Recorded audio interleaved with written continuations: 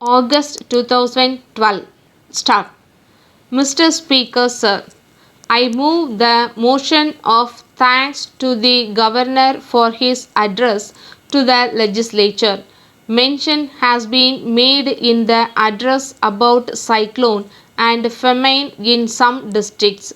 In this connection, I would like to point out that for many years we have had famines and cyclones in some part of the country.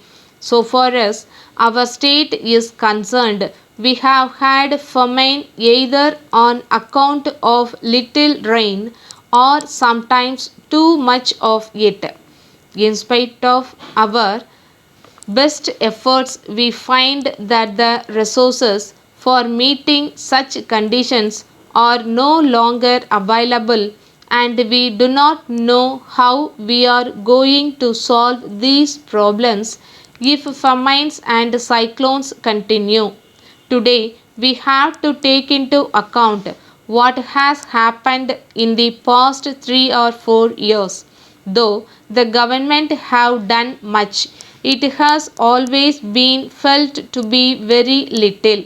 But I think with the experience that the government have in the past, it should be possible for them to go into the question of famine and the possible help that they have to render in future as quickly as possible. I wish to point out that some machinery should be constituted so that the conditions created by famine during the last 4 or 5 years may be studies, and it may be decided as to what can be done to give relief to the people as early as possible. I turn to the problem of agriculture. In our country, we should give the greatest attention to agriculture. Whatever may be the size of our population, food has got to be produced. So far as our state is concerned, we have to intensify agricultural operations so that we may be able to grow much more than what we are doing now. If we adapt scientific methods of agriculture and use better manure, I think that it will be possible to increase production. It will be good if production committees are formed in every village. They may see how best we can improve agriculture. The government may help them to promote the sale of improved seeds and better manure. If the government interference is reduced and the people are helped to help themselves, it will create the necessary enthusiasm for development. So far as irrigation projects are concerned at present, no new irrigation projects are taken up and work on the existing projects is being slowed down. In my opinion, slowing down any irrigation project on the ground of want of finance is not a sound policy.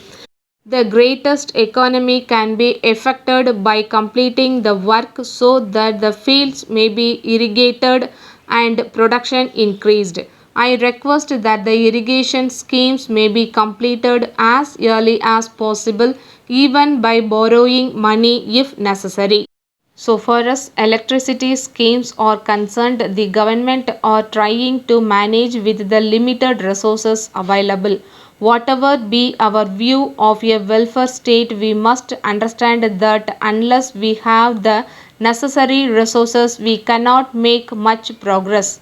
There is a general feeling that the resources of a government are unlimited. If it is understood that the resources of the government have to come from the people, it will be reduced the demand on the government to take up this scheme or that. At the same time, the interests of no region should be neglected. Minor irrigation schemes should be taken up wherever possible. After attaining independence, we have seen great development taking place in the country. Of course, we desire more progress, but we have achieved so much progress in spite of all difficulties. Letter from Kumaran Publishers, New Delhi to Messrs. Jack and Company, Chennai. Dear Sirs, it will be a great thing if you can save a lot by reducing your office expenses. For this purpose, we have brought out a publication entitled Scientific Office Management. It will tell you how can avoid waste in office expenses. We may tell you that the book is the result of a long research made by the author for many years.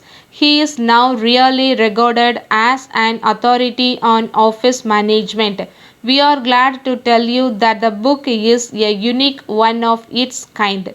In the first instance, it was published as a textbook for schools and colleges, but as there was great demand, it has now been revised so as to meet the requirements of office managers.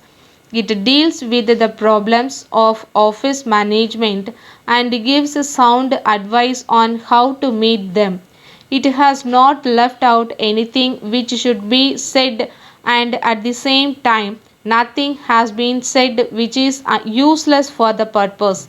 As a matter of fact, the book will be a valuable guide of office managers and secretaries.